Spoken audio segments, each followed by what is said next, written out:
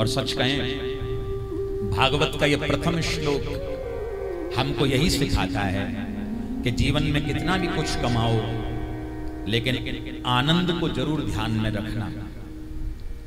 आज थोड़ा समय परिवर्तन हो गया और ऐसा परिवर्तन हुआ है प्यारे, पहले एक समय हुआ करता था, मित्तल परिवार तो जानता होगा क्योंकि आप लोग भी कहीं से तो आए ही होंगे, बोलो राधे राधे। पूर्व में कहीं से यहां आए हैं, हाँ तागड़ी से, ठीक बात है। तो आपको भी पता होगा, पुरानी बात मैं सुनाऊं, यहां पुरानी माताएं भी बैठी हैं, ध्यान से सुनना। एक समय होता था जब हमारा भरा पूरा परिवार होता था और परिवार में कम से कम ज्यादा नहीं तो 50 लोग हुआ करते थे। 50 लोगों का एक परिवार संगठित होता था। समस्या क्या थी? समस्या यह थी कि कमाने वाला केवल एक होता था, खाने वाले 50। बोलो राधे राधे। पहले कमाने वाला एक और खाने वाले 50। लेकिन इतनी गरीबी का समय, इतनी परिस्थिति बिगड़ी होने के बाद भी रात्रि के समय जब भोजन करने को बैठते थे तो सब मुस्कुराते थे, आनंद में होते थे, एक दूसरे के गले लगते थे, मिलते थे, प्रेम करते थे, भाव रखते थे, आदर रखते थे।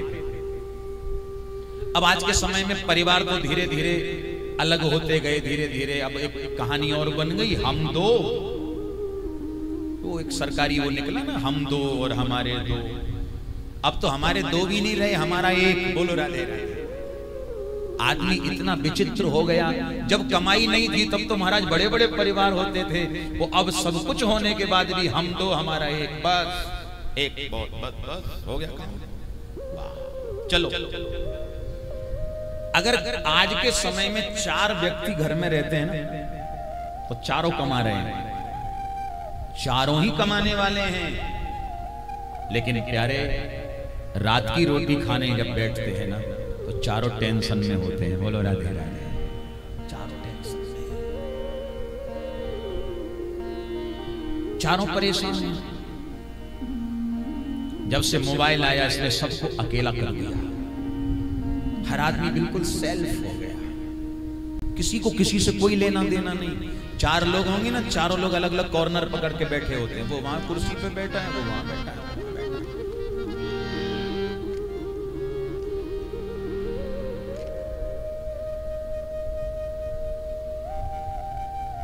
ये समय आ गया। बुराई इस बात की नहीं है कि आप मोबाइल चलाते हैं, बुराई इस बात की है कि इस मोबाइल के चक्कर में संबंध भी बिगड़ रहे हैं। बोलो राधे राधे। हम किसी को समय नहीं दे रहे हैं। मेहमान भी आता है, 5 मिनट बैठा, पानी वानी हम लोगों ने पिया, उसके बाद उसने भी अपना मोबाइल उठाया, हमने भी मोबाइल उठाया और लग गया। सब व्यवस्था बिगड़ती जा रही है। आप विचार करिए, एक समय वो था जब गरीबी थी पर हम हंसते थे, मुस्कुराते थे, आनंद में रहते थे। और आज अमीरी है, पैसा है, सब कुछ है, लेकिन सच्चाई ये है कि हमारा आनंद खो गया है, हमारी मुस्कुराहट खत्म हो गई है, हमारी हंसी खत्म हो गई है। और ये सच्चाई है, इसको स्वीकार करो। कई लोग ऐसे हैं जिनको हंसी नहीं आती, हंसते ही नहीं, हंसी नहीं आती। एक बात सुनो ध्यान से, आप जब भगवान के मंदिर में जाते हो, फूल चढ़ाने के लिए जाते हो, तो अच्छा दिल से बताना, मुरझाया फूल ले जाते हो या खिला हुआ? खिला हुआ ना? क्योंकि आप सब जानते हो कि हमारे ठाकुर जी को खिला हुआ फूल ही पसंद है। अब हाथ में फूल जो ले जा रहे हैं वो तो खिला हुआ है, पर हमारा मन, हमारा चेहरा जो है मुरझाया हुआ है। अब आप पहले से ही मुरझाए हुए, तो क्या उस फूल को भगवान स्वीकार करने वाले हैं? कभी नहीं।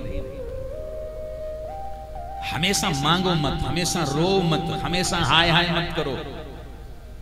हम एक बात कहते हैं, जो प्राप्त है वो पर्याप्त है। बोलो राधे राधे। जितना मिला है ना उसको संभालो, उतना ही पर्याप्त है। ज्यादा के चक्कर में ना डोलो, हाय हाय हाय करते जिंदगी निकल गई। और सच्ची बात बताऊं, जो कमाता है वो अपनी कमाई का कभी भोग नहीं कर पाता। कमाने वाला तो जिंदगी भर गधे की तरह लगा रहा, कमाई कमाई कमाई, पर मौज किसी और नहीं उड़ाई। हम तो ऐसे कमा कमा के चले गए।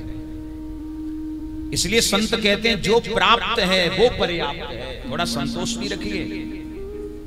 और निवेदन है, हंसो और मुस्कुराओ।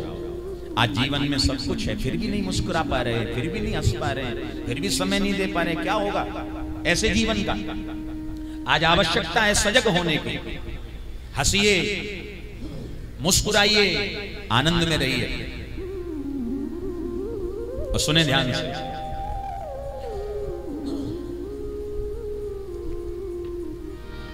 कई लोग कहते हैं महाराज हंसी आती नहीं है, क्या करें?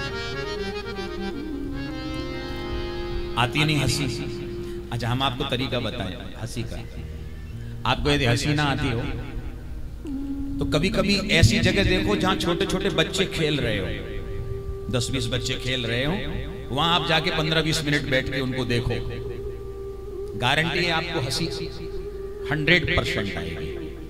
क्योंकि बच्चे जब खेलते हैं, कभी कभी ऐसा खेल खेलते हैं कि हमको हंसी आने लगती है कि आखिर कर क्या रहे हैं बच्चे। हंसी आएगी, फिर भी ना आए तो एक काम जरूर करना, आपके सबके घर में शीशा तो होता ही है ना, आजकल तो घर में जगह जगह टंगे होते हैं, चिपके होते हैं दीवार। आपको जब हंसी ना आए तो शीशे के सामने खड़े हो जाना और शीशा को देखना। आप शीशा देखोगे, शीशा आपको देखेगा। शीशे के अंदर से आवाज आएगी कि दुनिया के सबसे बड़े भूत तुम ही हो। बोलो राधे राधे। तुम सबसे बड़े भूत हो, वो अभी नहीं तो आगे चल के तुमको भूत ही बनना है, गारंटी। जो जीवन में हंसा नहीं, जो जीवन में मुस्कुराया नहीं, न खुद हंसा न दूसरे को हंसाया, न खुद आनंद में रहा न दूसरे को आनंद में रखा, तो ऐसा व्यक्ति आगे चल के भूत ही बनता है। इसलिए हंसा करो, मुस्कुराया करो साहब, बहुत जरूरी है। एक बार कथा हो रही थी,